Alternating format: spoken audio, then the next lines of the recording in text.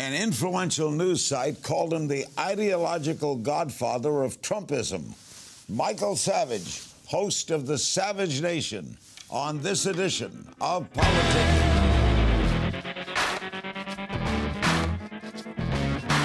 I'm Larry King. He's an outspoken icon in the conservative movement, host of one of the top-rated radio talk shows in America, heard weekdays in syndication. He's Michael Savage of The Savage Nation. He's out with a new book, Teddy and Me, Confessions of a Service Human, which tells about his years-long relationship with his purebred poodle, Teddy. Michael joins me via Skype, and we'll get to the book in a little while. Michael, thanks for being with us. Thanks, Larry. What do you make of the United States lifting the ban on the sales of military weapons to Vietnam? It looks like a chess move to sort of send a message to China. I think what the geniuses in the Obama sorority are trying to figure out is how to use factotums to sort of prod China away from their warlike status right now. In other words, I've said for years, Larry, that China's used North Korea as their junkyard dog. They don't bark in North Korea unless China tells them to, and they scare us every once in a while with a missile test.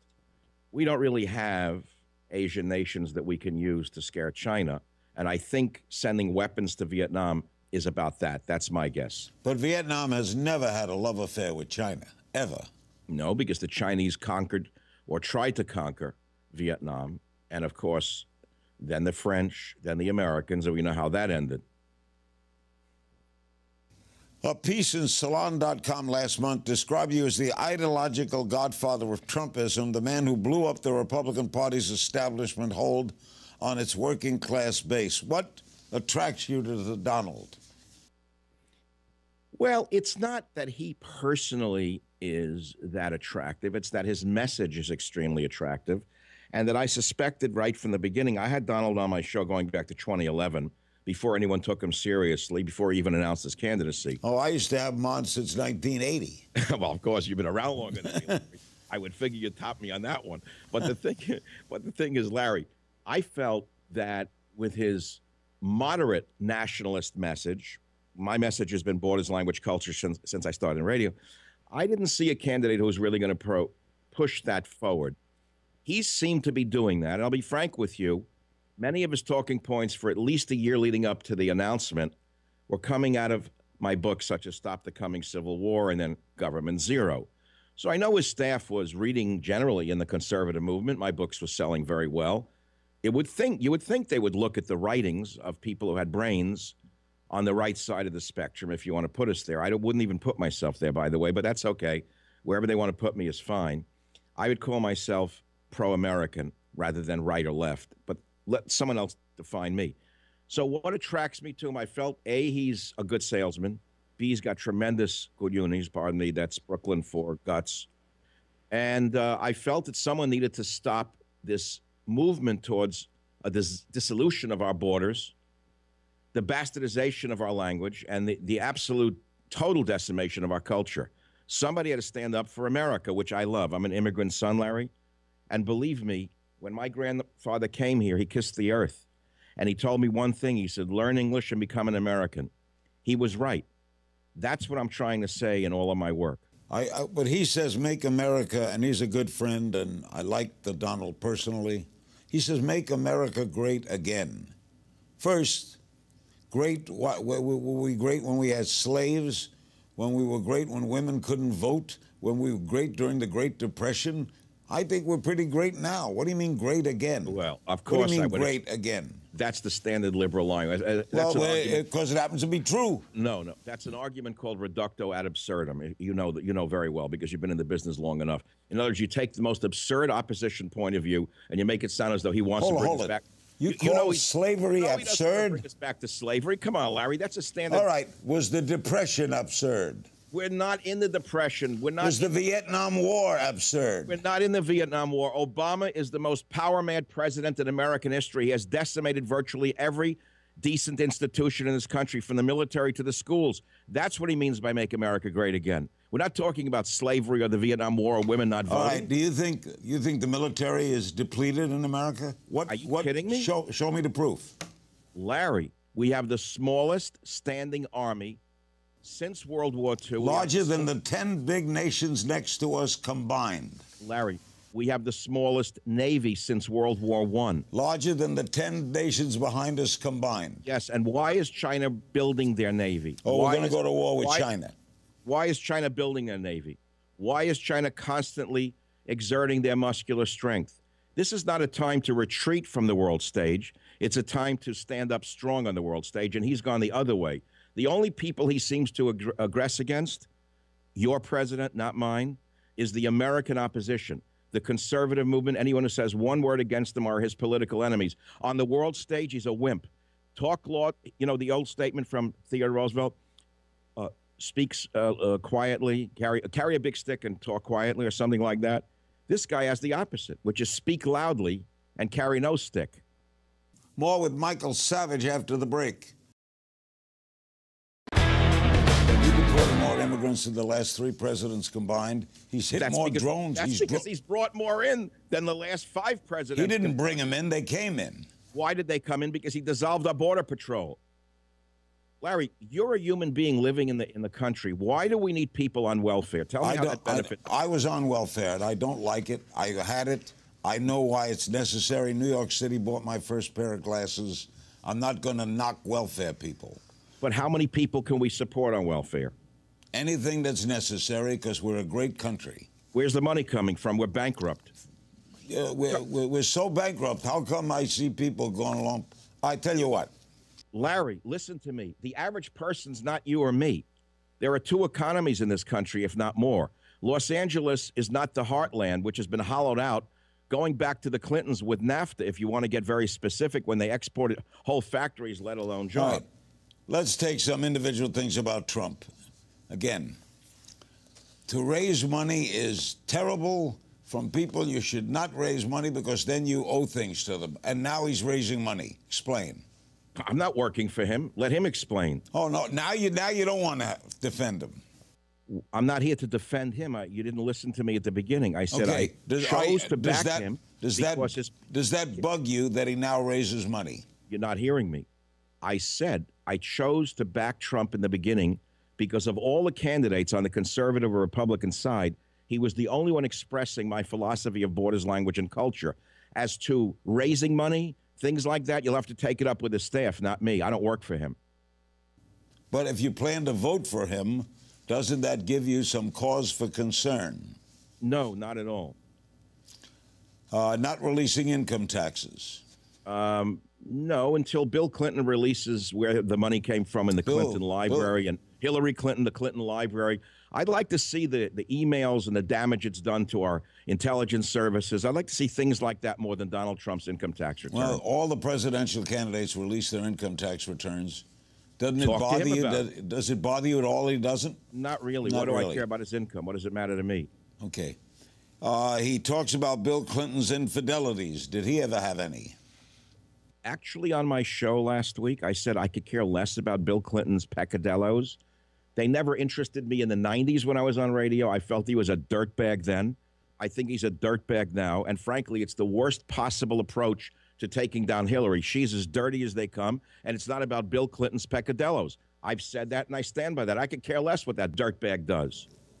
If he's a dirtbag, do you think he was a bad president? Well, you're looking backwards from this point of view. Well, that's the only way to look at his compared record. to Obama, he was a great president. Was he a great president? No, absolutely not. Who was a great president? In my opinion, going back in my lifetime, I liked Dwight. I liked Ike. I loved Dwight D. Eisenhower, a real war hero, a true American. I like Roosevelt. Well, I wasn't around. I was a little baby. Well, I was young, but I appreciate I could read the history books. You think Trump's going to win the election? By a landslide. He's going to win New York, California? I can't say where or how. I know that in the general... Well, if you can't say where or how... Let me go back. How can you predict a landslide if you can't say where or how? Well, let me tell you what I have to say. Because before Nevada, I said that he's far more popular amongst Hispanics than anyone is predicting in the liberal psycho East Coast elitist media. They all said that the Hispanics hated him. I said the opposite. I'm a man of the street. Hispanic men don't like women dictating to them. They don't like women running their lives. They're macho men. They'd rather have a strong man who's a rich man. And you know why, Larry? I walk every day. I watch houses being built. I talk to the Hispanic workers in Spanish, by the way. You know what they want in America? What I have. They want a house, a white picket fence. They want a little family to grow up and go to safe schools. And they feel that a rich man like Trump will be better for them than a socialist internationalist like Hillary. They know what that's like. Why, countries like that. Why did they vote so much for Obama over Mitt Romney, a rich man? Romney was a schmendrick. Now, hold it. Why did the Hispanics vote 85% for Obama over a rich man? You tell me they like rich men. Well, I didn't say all rich men. I said a rich man like Trump, if you heard my words. Trump is a macho alpha male. Romney was not a macho alpha male. Romney was a feminized beta male. I tell you, Michael, I love you. Want to make a bet on the Hispanic vote? I'm not saying it's going to be 80% for Trump. No, you said Trump is going to win the Hispanic vote. You want to bet on that? Larry, you're not listening to the... Really, I'm trying. Before Nevada, everyone said he gets slaughtered in the Hispanic vote. He shocked everyone. The Hispanic vote was quite prominently higher for Trump than everyone predicted. And the African-American vote is not necessarily in the pocket of Hillary Clinton. They don't like her, Bernie. Not everyone likes Hillary Clinton. You know that. I'll say, you want to bet me on the Hispanic and the black vote, Trump versus Clinton? No, I'll talk with you about the white vote. How's that? Oh, but they're the minority. That's what I'm saying. I'm interested in the white minority in America. I love Michael Savage. I'll try to figure him out. We'll be right back with more politicking. Don't go away. Welcome back to Politicking. I'm talking with Dr. Michael Savage, host of The Savage Nation and a New York Times best-selling author. And his latest book, I have it right here, is Teddy and Me, Confessions Teddy, you're a of movie a Service star. Human. Michael is joining me via Skype, and we are now joined by Teddy. How old is Teddy? He's 12. He's a senior citizen. His hair turned gray. Did you have him from birth? Yeah, he was a black-haired poodle when I got him. He was on stage with me when I first got him, when I was still doing live appearances. And he's aged along with me. Our hair is now the same color. We've also had our teeth removed about the same time. Why did you name him Teddy? He looked like a teddy bear. Okay, tell me the roots of all this. How did this dog come into your life? You've owned a lot of dogs. What's special about Teddy? Oh, I've owned every kind of dog imaginable. I fell in love with this little fella because he's smarter than all of them. He's aloof, like a woman would be. Don't take Teddy for granted. Poodles are very weird. They will pout if you diss them in any way for days. They'll sit on the other side of the room. They're very close to us emotionally, but that's not the real reason. This guy has sat at my feet as I've done radio shows since he's been a boy, a little baby. I think he has a higher IQ than most college professors at Harvard, politically, from what he's listened to over the last 15 years. Larry, 3 hours a day, 15 hours a week. This dog knows everything. He's a part of my life. You know, I don't know. Are you a pet owner, Larry? Can I ask? Yeah, I love dogs. I wouldn't think you'd have me on just to talk about Trump. I think you're really more interested in the dog. I love dogs. Well, we all know what they are. They've been with mankind since the cave. You know how they're protective? In bed, they're by the door. Intuition, instinct. You go to the bathroom, they're in the bathroom. You take a shower, they're outside the shower. Wherever you are, they are. And the beauty of it is that they die before we do.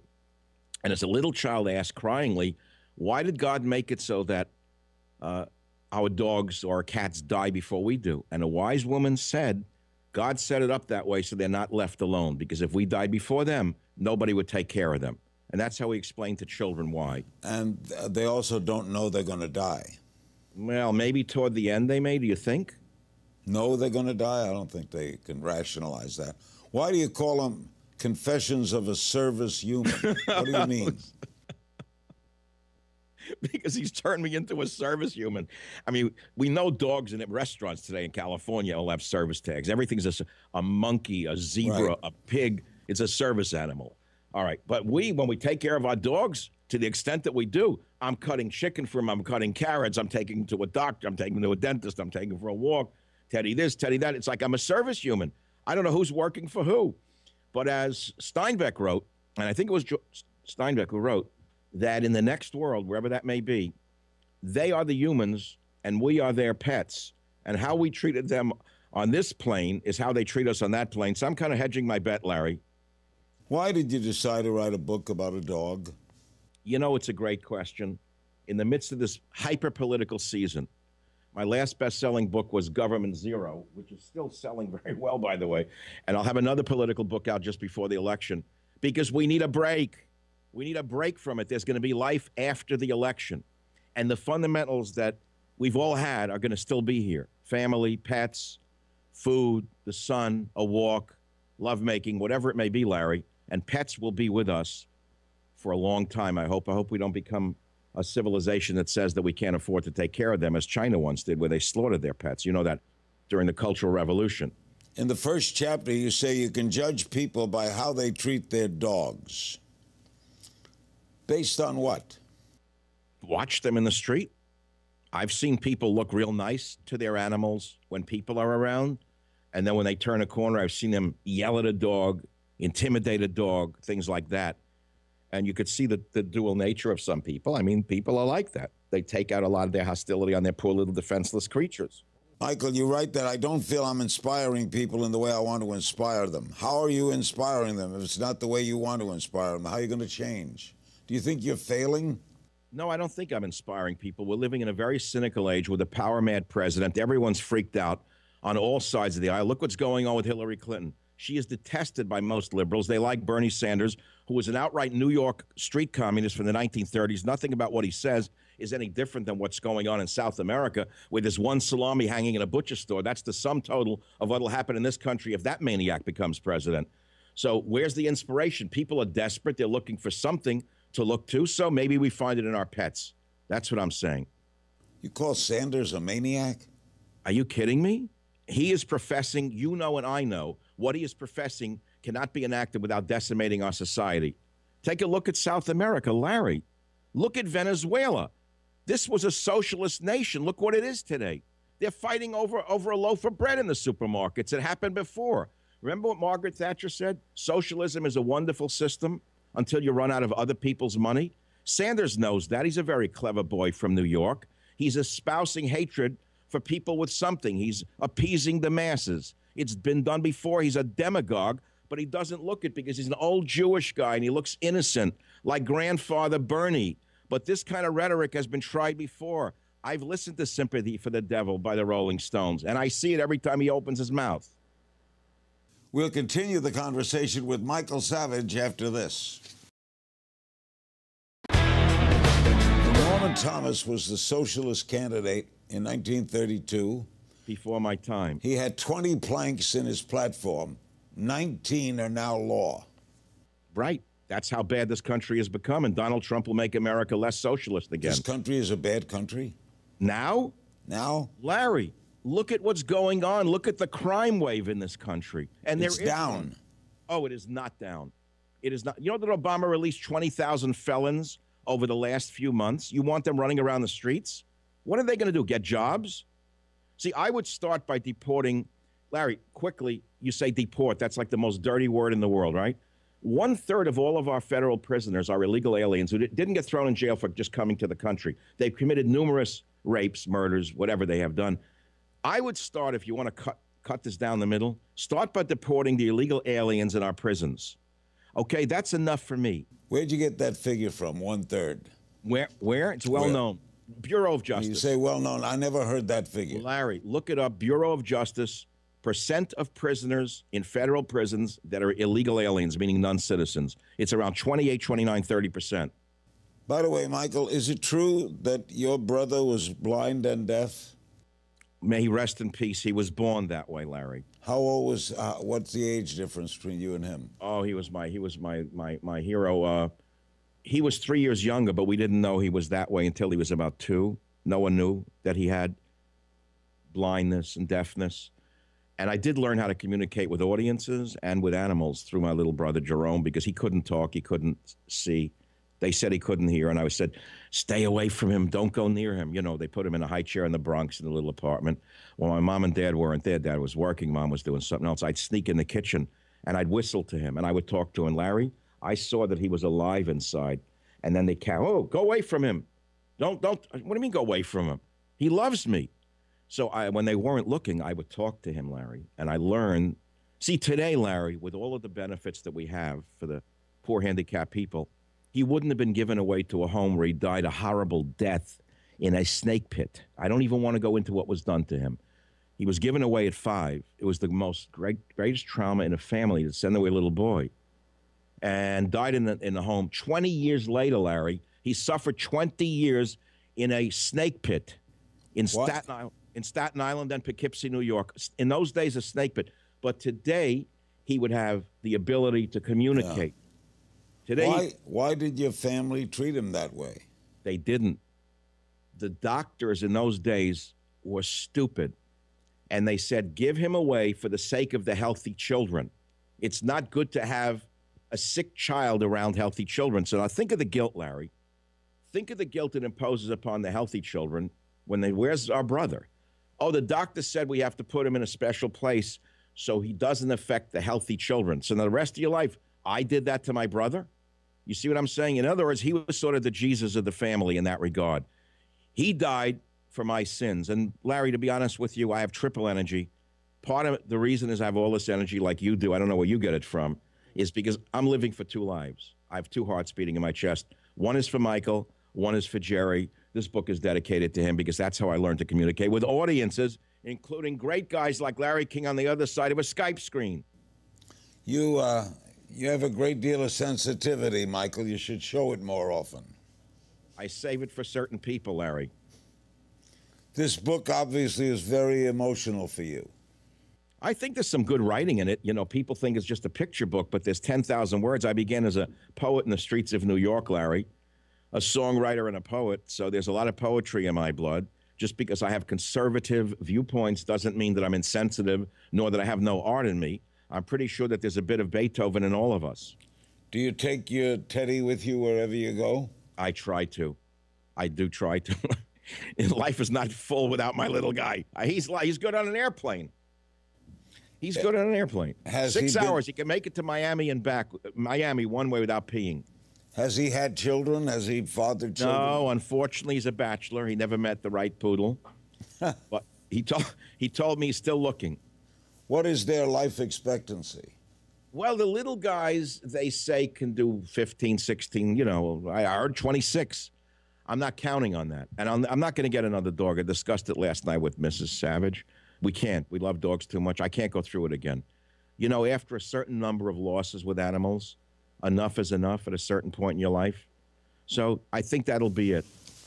I had a friend, the great writer Jim Bishop, who whenever his dogs would get a little old, he'd get a baby dog of the same breed, and they would get used to each other so that when the older one died, he has a lot of comfort.